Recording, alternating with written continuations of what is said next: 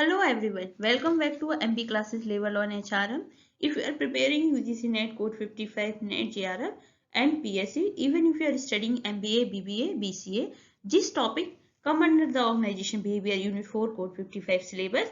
And today we will cover this topic, interpersonal behavior. What we will cover today? We will cover concept of interpersonal behavior, transaction analysis and Johari window and Fierro V. Let's understand the concept of interpersonal behavior. Interpersonal behavior, it means we interact and act with another people. When two people and more than two people communicate with each other, then react to the someone is called the interpersonal. Please keep in mind, interpersonal and interpersonal both are different. Interpersonal means two people, okay, more than two people, then they interact. And interpersonal, when you communicate within self. Suppose for example, you talking to mirror, you writing a diary, is called the intrapersonal. Sometimes NET exam asks about the interpersonal mesh in the mesh of the following. Interpersonal means within self, and interpersonal when you interact with two or more than two people. It's just not a being nice, it is the study of reciprocal social action. When person A act and person B react, creating a dynamic loop. For example, I am teaching, I am acting, and then you reacting. How I am studying, how you studying, how you understood my topic is called the interpersonal behavior. Why does it matter? Why we study the interpersonal behavior? Because organization are network of people. Then poor interpersonal behavior leads to the conflict, low moral and reduced productivity. If you are not understanding someone, what they react, what they reply, how they respond, then it leads to the stress, it leads to the lower productivity, it leads to the moral down, it leads to the conflict. Effective interpersonal behavior leads to the synergy. Synergy, it means you are giving your more than 100% individual output and high performing teams. That's why we study the interpersonal behavior. In interpersonal behavior, firstly we understood the concept of transaction analysis. Transaction analysis, father of transaction analysis is the Eric Berne. Please note this point because sometimes they ask about this of who is the father of TA. Okay, and key literature games people play in 1964. And let's clear the terminology on the basis of if you are studying the GRF. Structural analysis, analysis of individual personality. सबसे पहले हम individual personality का analysis करेंगे which ego state you belong to, क्योंकि हर human के भी एक मोमेंट पे एक स्टेट 100% होती है.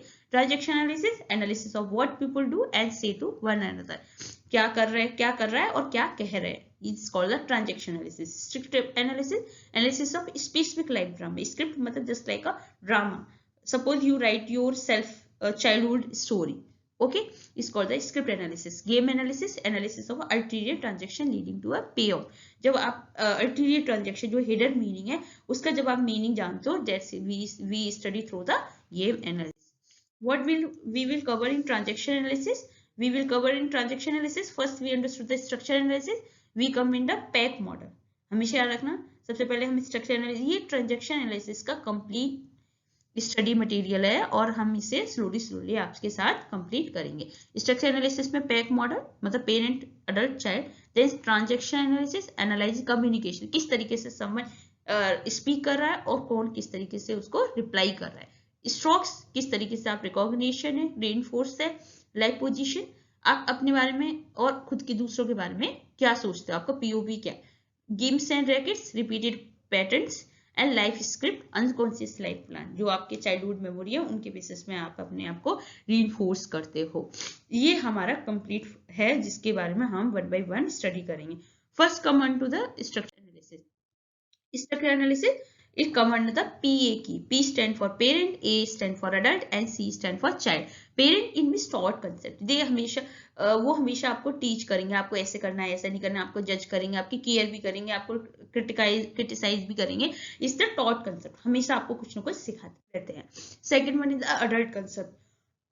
adult is thought concept. It means here and now, logic, data based में आपको decision making करेंगे. Child means felt concept. felt मतलब feeling, इमोशनली होते हैं, बहुत ज्यादा इन्वॉल्व होते हैं, क्रिएट होते हैं और नीडी होते हैं. हम under the structure analysis. Structure analysis क्या है, फाउंडेशन है हमारी ट्रांजैक्शन एनालिसिस की और एक साइको एनालिटिक थ्योरी मेथड है जो कि डेवलप करी थी हमारे एरिक बर्ने ने. The PAC refers to the 3 distinct ego state make up human personality. इनमें से एक नई स्टेट उनके अंदर होती है जो आपकी पर्सनैलिटी को बनाती है। इस मॉडल के अकॉर्डिंग अगर आप देखेंगे तो इसमें क्या होता है, एक at any given moment person is thinking feeling behaving from one of these 3 state. अगर आपको पढ़ा रही हूँ तो यू कैन से मैं आपको as a parent ego state में या आपको अडल्ट ईगो स्टेट से पढ़ा रही हूँ, ठीक है। तो ये किसी न किसी स्टेट ऑफ माइंड की होती है। First one understood the parent ego state. I already discuss it's the thought concept. ये हमेशा रूल रेगुलेशन बिहेवियर ऑथोक्रेटिक ये हमेशा एक्सटर्नल सोर्सेज और आपके प्राइमरी पेरेंट्स आपकी अथॉरिटी फिगर से आती है। देन कैरेक्टरिस्टिक क्या होते हैं, जजमेंटल, आपको जज करना, आपको क्रिटिसाइज करना या आपको नर्चर करना, मतलब आपको प्रोटेक्ट करके रखना, and rule bound. Then verbal cue होते हैं, मतलब किस तरीके से ज्यादा रिएक्ट करते हैं, यूज सूट, मतलब आपको ये करना चाहिए, आपको हमेशा ऐसे रहना चाहिए, हमेशा सच बोलना चाहिए, झूठ कभी नहीं बोलना चाहिए, ये सही है इस क्योंकि ये मैंने बोला, मतलब इस तरीके से आप ये समझ जाओगे अडल्ट ईगो स्टेट में। आप कंपनी में देखते हो कुछ कुछ आपका अथॉरिटेटिव नेचर के होते हैं, वो आपके पेरेंट ईगो स्टेट के हैं। सब डिवीजन मतलब इस divide in 2 category, critical controlling parent focus on rules criticism and enforcement. For example this is wrong, okay, तो ये कैसे होते हैं, हमेशा जो रॉन्ग है, ये गलत है, ये कभी मत करो, मतलब इस तरीके से क्रिटिकल पेरेंट। नर्चरिंग पेरेंट क्या होते हैं, focus on caring protection encouragement, let them help you, ठीक है, let me help you. But sometime आपने देखा हो 2 तरह के पेरेंट्स होते हैं, कुछ होते हैं जो अगर कुछ ये हमेशा मेरा बच्चा गलत काम करता है, ये कभी अनुशासन में नहीं रहता, ये कभी डिसिप्लिन नहीं है, ठीक है, हमेशा आप वो क्रिटिसाइज कर रहे हो अपने बेबी को। दूसरा है आपको वो हमेशा हेल्प कर रहे हैं, उन्हें प्रोटेक्ट कर रहे हैं, उनको एक एनकरेज कर रहे हैं आपको किसी भी टारगेट को कंप्लीट करने के लिए। तो ये 2 टाइप्स होते हैं। Let's understood with this diagram. Nurturing parent just like a mother hold a baby. Okay, let me help you. Don't worry, I'll take care of. You are safe. Just like a nurturing parent, mother baby. A critical controlling parent, you should never, always, because I said so. That is wrong. Always around this terminology. Taught concept है, I discussed already. Incorporate from external source, primary parents or authority figure. Then come under the second ego state. Adult ego state. This is the objective data process part of personality. Is the reasonal, rational thinking pattern. Okay, it is very accurate decision making. It is not related to person age, but their ability to function. ऐसा नहीं है मैंने आपको adult बोल दिया तो वो person हो गया आपका 20 to 34. No, it depend on your ability and function here and now. It's operate on logic, facts rather than emotions. Characteristic क्या होते हैं, रेशनल है, नॉन वो कभी इमोशनल में आके डिसीजन नहीं लेते, वो हमेशा प्रैक्टिकली बेसिस डेटा बेसिस पर डिसीजन लेते हैं, फैक्ट के बेसिस पर। और हमेशा इनके वर्बल क्यूज क्या होते हैं, व्हाट क्या है, कैसे करना है, क्या आई थिंक, मतलब ये कभी ऐसे नहीं करते कि यू शुड या फिर आई नीड, ये हमेशा किस पर फोकस करते हैं, उनके बारे में एविडेंस के बेसिस पे मतलब अपना रिस्पॉन्स करते हैं। फंक्शन क्या होता है, adult mediate between parents and child, उनके बीच में एक मीडिएटर का काम करते हैं, डिसाइड करते हैं फीलिंग और रूल्स कौन सा हमारी रियलिटी के लिए बेस्ट है। जस्ट लाइक दैट इन्फ्लुएंस होते हैं पर कंट्रोल नहीं करते। Here and now let's look the data to make a decision, what are the facts. ये बैलेंस होते हैं, ये है एक हेल्दी इंटीग्रेशन है, इसमें हम डाटा प्रोसेस करते हैं, प्रैक्टिकल है, एनालिटिकल है, अनइमोशनल है उस मोमेंट में, ये हमारी अडल्ट। देन सेकंड है हमारा, थर्ड है child ego state. Child ego state क्या represent the internal feeling thoughts behaviour replay from the childhood, जो आपकी चाइल्डहुड से आ रही है, जो आपकी फीलिंग्स हैं, आपके इमोशंस, आपकी क्रिएटिविटी है, आपके इंट्यूशन है, ठीक है, ये क्या कहलाता है, फेल्ट कंसेप्ट। हमेशा याद रखना, ये क्या कहलाएगा, felt concept of life. Characteristic है, emotional, creative, playful and fearful and demanding. Then verbal cue क्या हो गया, I want, I hate, wow, I wish, just like they always discuss about it, I wish I have a मस्टडी, ठीक है, this is a child ego state, क्योंकि आपके पास इतना budget नहीं है तो आप बाय नहीं कर सकते, ठीक है, या I hate this type of people, that's is called the child ego state. Division है हमारे फ्री एंड अडेप्टिव। फ्री क्या होते हैं, स्पॉन्टेनियस, क्रू, मतलब वो हमेशा फ्री है, इंट्यूशन है, वो हमेशा अपने आप से काम करते हैं। अडेप्टिव क्या होते हैं, हमेशा कंप्लेनिंग, रिबेलियस बिहेवियर, हमेशा किस तरीके से करते हैं, हमेशा कंप्लेनिंग एटीट्यूड रहता है, ठीक है। और वो example saying please to avoid punishment, मतलब अगर उन्हें पनिशमेंट को अवॉइड करे तो इसने प्लीज, ये मतलब जस्ट लाइक अ विक्टिमाइजेशन है ना। अडेप्टिव प्रोफेसर क्या होती है, intuitive, creative and manipulative child. Then child ego state क्या होगी हमारी, जिस तरीके से influence by past authority of course, and the felt concept in spontaneous and emotional, creative, intuitive, need and impulse, replaying childhood, playful, curious. Nature child क्या होगा, free, playful, uncensor. Adaptive child क्या होगा, कंप्लेंट, रिबेलियस, है ना। I want it now, let's play. I am scared by, मतलब मुझे खेलना भी है, मुझे भी खेलना, फिर मैं क्यों डर रहा हूँ। Just like adapted child. ये क्या होता है, हाईली फ्लक्चुएटेड होते हैं, हाईली इमोशनल होते हैं, इनका मूड हाईली मूड स्विंग होता है इनका, तो is called the child ego state. Let's come the second point, analysis transaction. Transaction is the fundamental unit of social intercourse. It consists of transaction stimulus. Suppose when you speak to someone is called a transaction stimulus. Then transaction response when they reply. Suppose I am teaching you, I am a transaction stimulus. Then you reply, you understand, and you reply in a comment section is called the transaction response. And analysis transaction involve determine which ego state. इसमें हम ये देखते हैं कि किस ego state से आपका stimulus हुआ और किस ईगो स्टेट से आपको रिस्पॉन्स मिला। मतलब पेरेंट, अडल्ट, चाइल्ड से आपने स्पीक किया। Suppose I am teaching as a adult ego state, then you reply as a child ego state. Okay, हो सकता है। तो ये क्या हो गया आपका analysing transaction. They are the three main type of transaction. First one is the complementary, second is the cross, and third one is the ultimate transaction. Transaction analysis, the PAC model. First one, first है complementary, मतलब आपका हो गया parallel direction. Cross मतलब आपने adult child की तरह behave किया और आपने उसने पेरेंट की तरह ट्रीट किया। देन अल्टीरियर मतलब आपने अडल्ट की तरह बिहेव किया, आप चाहते हो चाइल्ड में, लेकिन चाइल्ड ने किसकी बिहेव किया, चाइल्ड की तरह। तो इस हिडन मीनिंग, तो that's understood in detail of transaction analysis. First one is a complementary transaction occur when the vector of communication is parallel। मतलब जब आपका कम्युनिकेशन एक पैरेलल फॉर्म में होता है, then is called the complementary। then ego state address one that respond। communication जो open, smooth and predictable। rule of communication, as long as transaction are complementary, communication proceed indefinitely। suppose I am saying कि I am asking about what is transaction, then you reply in comment, is called the complementary transaction। Example, adult to adult transaction force is the stimulus, what time is in the meeting, then you say it's start at 2 p.m. okay, it's the independent, it's not a cross, it's not a breaking communication। parent to child, you can say you stimulus is a parent and you expect as a child। then stimulus, I feel so sick and fire type today, child seeking comfort, मतलब इस तरीके से वो चाह रहा है कोई से कंफर्ट दे। देन रिस्पॉन्स मिला, don't worry I will make you some soup and handle your course. इस रिस्पॉन्स मिला उसे नर्चर पेरेंट्स की तरह। तो ये भी हमारा कॉम्प्लीमेंट्री है, मतलब जैसा आप एक्सपेक्ट कर रहे हो वैसा आपको रिएक्शन मिल रहा है, then is called the complementary transaction. जैसे देखो इस तरीके से स्टिमुलस एडल्ट टू एडल्ट, ये ऐसे भी हो सकता है आपका रिस्पॉन्स की basis. Then second is the cross transaction. Cross transaction, this occur when the line of communication cross, then person respond from an ego state different from the initial address। अब इसमें क्या होता है कि जब आपकी कम्युनिकेशन की लाइन क्रॉस होती है कि एक ईगो स्टेट से आप रिस्पॉन्ड कर रहे हो और आपने दूसरे से उसको रिप्लाई किया और आपने किसी थर्ड पर्सन को उसको अंडरस्टैंड किया।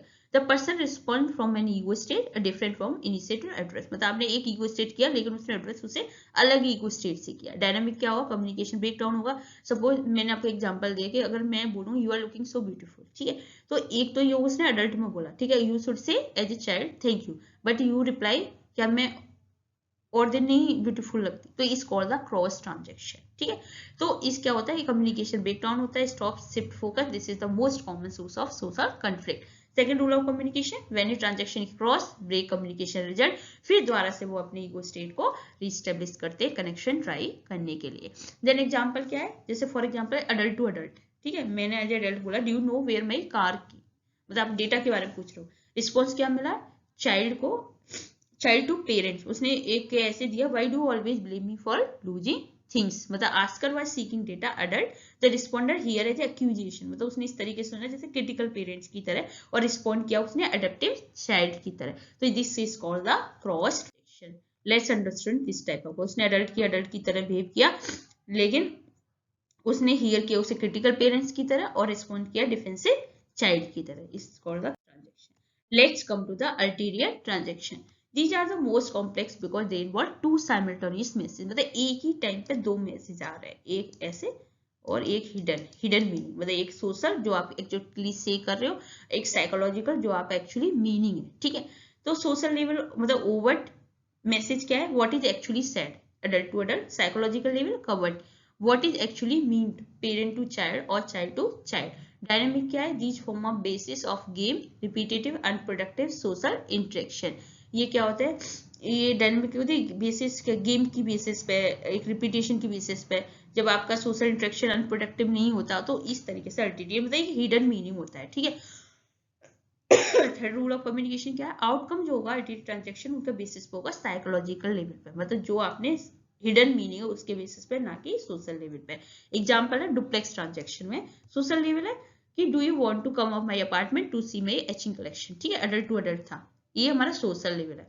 आई लव एचिंग, ठीक है, रिस्पॉन्स। साइकोलॉजिकल लेवल वो क्या चाह रहा है कि आप अलोन आओ उसके साथ, देन रिस्पॉन्स आया I accept your invitation, that is called the ulterior transaction. For example इस तरीके से outcome is determined at the psychological level. Adult की हुआ वो सोशल है, लेकिन उसने कही चाइल्ड की फॉर्म में ही मिला, I am interested, let's be alone together, then is called the ulterior transaction. I hope आपको structure analysis and transaction analysis किस तरीके से हम स्पीक करता है, किस तरीके से रिप्लाई आता है, ये आपको अच्छे से समझ में आ गया। रिवाइज कंप्लीट, अगर आपको रिवाइज करना है तो कैसे, पैरेलल लाइन होती है, ठीक है, इसमें स्मूथ कम्युनिकेशन होता है। क्रॉस क्या होता है, क्रॉस में क्या होता है, इस तरीके से आपने किसी में बोला, अडल्ट में बोला आपने और आपको रिप्लाई आया parent to child ego state में, that is called the cross. Ulterior में मतलब आपने सोशल लेवल में आपने जो बोला, लेकिन आपको जो रिप्लाई होगा जो भी होगा वो साइकोलॉजिकल लेवल पे होगा, मतलब हिडन मीनिंग के बेसिस पे, called the transaction analysis. Let's come to the stock, ठीक है, थर्ड पॉइंट। स्टॉक क्या है, ट्रांजेक्शन एनालिसिस स्टॉक से डिफाइन है यूनिट ऑफ रिकॉग्निशन। कहीं कभी ना कभी हमें रिकॉग्निशन चाहिए होता है। एक हमारी एक लाइफ ही ऐसी है कि कोई हम चाहते हैं कि कोई हमें रिकॉग्नाइज करे, ठीक है। अगर आप अच्छा पढ़ रहे हो, अच्छे मार्क्स लेते हो, तो आपके पेरेंट आपको स्टॉक देते हैं ना, आपको थप्पड़ देते हैं या फिर आपको कुछ रिवॉर्ड्स देते हैं, is called the stock. Basis rule of stock क्या होता है, any stock is better than no stock at all. आप बहुत मेहनत करो लेकिन आपको कोई अप्रिशिएट नहीं कर रहा, ठीक है, तो आप नहीं करोगे अच्छे से। तो अब क्या करते हैं इस पे कि इसने बोला कि जो चिल्ड्रन होते हैं कभी कभी आपने देखा हो बहुत मिसबिहेव करते हैं, ठीक है, इसका मतलब है any stock is better than no stock. तो अब उनको क्या चाहिए, अटेंशन चाहिए, तो वो क्या करेंगे, तो अगर child not get a positive stock, अगर उन्हें प्रेज नहीं मिला, अगर उन्हें तारीफ नहीं मिली, तो वो क्या करेंगे, नेगेटिव स्टॉक की तरह हो जाएंगे, shouting and punishment, because being ignore is the most painful state of all. Suppose आपको कोई इग्नोर करे, वो है, अगर आपको कोई अटेंशन नहीं दे रहा तो आप ऐसी बातें करोगे, ऐसी कंट्रोवर्सी में जाओगे जो आपको रिएक्शन देंगे, क्योंकि आपको क्या चाहिए, attention. This called the stock. आपको रिकॉग्निशन चाहिए, आप हो सकता है उसे पॉजिटिव वे में भी और हो सकता है आप उसे नेगेटिव वे में। अगर आपको पॉजिटिव में मिलता है आप कंट्रोवर्सी में चले जाते हैं, हमने देखा हुआ आजकल सोशल मीडिया है, तो ठीक है, ये कहलाते हैं हमारे स्टॉक। स्टॉक जरूरी है क्योंकि इग्नोरेंस कोई नहीं चाहता, हर कोई चाहता है उसकी एग्जिस्टेंस बनी रहे। Good type of stock. Stocks are categorized by how they feel. ठीक है, फर्स्ट वन पॉजिटिव और नेगेटिव, and what they are based on, कैसी बेसिस पे, कंडीशन है कुछ या अनकंडीशन है। तो ये 4 टाइप्स के हो गए, positive, negative, conditional and unconditional. Then positive versus negative, positive stock warm, this feel good, support the recipient wellbeing. जब आप कुछ अच्छा काम करते हो, एक compliment, smile, pat on the back, positive stock हो गया जब आपने अच्छा काम किया, जब आपको शाबाशी मिली। देन नेगेटिव स्टॉक हो गया cold prickles, these feel painful and uncomfortable. For example, a frown and insult, constructive criticism is relevant. जब आपने कुछ ऐसा किया तो आपको क्या हुआ, जब आपने मिसबीहेव किया तो आपको इंसल्ट किया, या फिर आपने बहुत ऐसा काम किया तो आपको पनिश मिला, ठीक है, ये हो गया आपका negative stock. Condition versus uncondition, conditional मतलब आपको जो आपने कमाया है, given for what you do, these are earn, conditional है, ठीक है, जो आपने अर्न किया उसके बेसिस पर आपको स्टॉक दिया जा रहा है। For example, I like your painting, क्योंकि आपने पेंटिंग बनाई है, ठीक है। देन अनकंडीशन, आप जो हो मतलब फ्री है, आप विवेक भी दे सकते हो। For example, I love you because you are my son, ठीक है, आप मेरे सन हो, तो ये क्या है, अनकंडीशनल। कंडीशनल मतलब आप किसी वर्क के बेसिस पे आप उसे कॉम्पिटेंसी दे रहे हो, ठीक है। ये हमारे 4 टाइप के स्टॉक होते हैं। तो let's understood with the stock matrix. For example, conditional based on doing, जो आपने किया है। For example, you did a great job on that project, आपने कोई प्रोजेक्ट का काम मिला, आपने अच्छे से किया, तो पॉजिटिव स्टॉक मिलेगा, encourage competence and achievement, build confidence in skill, ठीक है। कंडीशन बेस्ड ऑन डूइंग, आपने क्या किया, रिपोर्ट में बहुत सारी गलती कर दी, तो नेगेटिव में क्या होगा, उसका फीडबैक करेक्ट करोगे, रूल और बाउंड्री बनाओगे, जो कि आपको बहुत डिफिकल्टी या फिर आपको कुछ पनिशमेंट भी दी जाएगा। तो ये कंडीशनल होगा, जो आपने अभी काम किया, ठीक है, जो आप वर्क करो उसके बेसिस पे आपको पॉजिटिव या नेगेटिव स्टॉक दिया जा रहा है। अनकंडीशनल क्या होगा, बेस्ड ऑन बीइंग फ्री, मतलब जैसे आप हो उसी तरीके से, कोई इसमें कोई आपने कोई अच्छा काम नहीं किया ना कोई बुरा काम किया। I love you just the way you are, essential for deep security self, आप जैसे हो मुझे पसंद हो, जैसे एक पेरेंट और बच्चे का बॉन्ड होता है, ठीक है। तो अनकंडीशनल पॉजिटिव स्ट्रोक होगा। Unconditional negative I wish you were never born. आपको कभी इतना आपका कन्फ्लिक्ट हो गया आपकी फैमिली में कि आपको ऐसा लगता है कि आप बॉर्न ही नहीं होते, ये क्या हो गया आपका नेगेटिव अनकंडीशनल स्ट्रोक हो गया। लेकिन हेल्थी पर्सनैलिटी को कैसा चाहिए, mix of stroke, but positive unconditional stroke is vital food for the आपकी सक्सेस के लिए या फिर आपकी लाइफ के लिए बहुत अच्छा है, हेल्दी लाइफ के लिए। कौन सा है, पॉजिटिव अनकंडीशनल। आप जैसे हो आप उसको एक्सेप्ट करो। तो आई होप ये आपका स्ट्रोक मैट्रिक्स। अब नेक्स्ट वीडियो में हम डिस्कस करेंगे साइकोलॉजिकल गेम। आई होप आपको स्ट्रोक्स और आपको ट्रांजैक्शन एनालिसिस, स्ट्रक्चर एनालिसिस समझ में आ गया होगा। अब वीडियो हमारी बहुत लेंथी हो जाएगी, तो नेक्स्ट वीडियो के लिए हमारे साथ जुड़े रहिए। और नेक्स्ट वीडियो में हम psychological game and life position के बारे में डिस्कस करेंगे। Thank you so much, keep watching, keep